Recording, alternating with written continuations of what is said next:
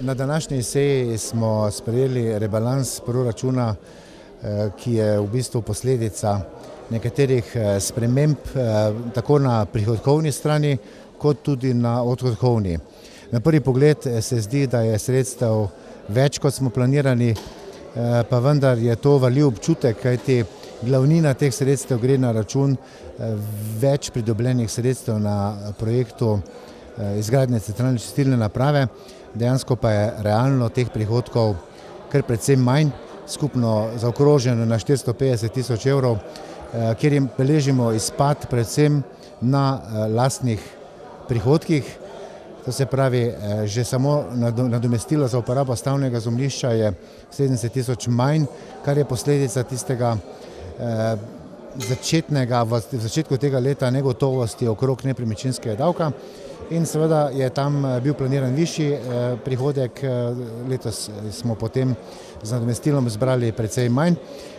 Izpad je tudi pri prodaji zemljišč, kjer smo imeli planirano, da bomo uspeli prodati zemljišče Direkcije Republike Slovenije za ceste, govorimo o trasi obvoznice proti Oplotnici, pa vendar vemo, v kakšne situacije Direkcija za ceste in praktično iz teh planiranih prihodkov, vsaj kar se tiče strani države, je ostalo na koncu ena velika ničla. Drugo dejstvo pa je tudi, da je bilo potrebno prerazporediti določene zneske zaradi tega, ker smo bili v začetku tega leta smo zabeležili kar precej porabe na proračunski rezervi zaradi žleda in pa tudi zaradi sanacije plazov, ki smo jih nekaj pričeli, nekaj končali, tudi prihodek strani Ministrstva za obrambo na račun sanacije enega plazu in vse te dokaj normalne postopke je potrebno tudi formalno potrditi, te spremembe, ki se pojavljajo med letom, potrditi na seji občinskega sveta. Nekaj sprememb se obeta oziroma ste jih sprejeli za modre cone, tako v Slovenskih Konjicah kot v Tepanju. No, kar se tiče Slovenskih Konjic, smo imeli v bistvu dve razhajanji.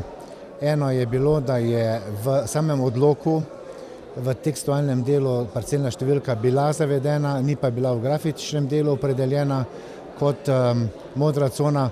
V drugem primeru pa smo imeli znake postavljene, pa vendar je potem smo ugotovili, da je pa v tekstu izpadla parcelna številka. To se je naknadno ugotovilo in to se je pribeležilo.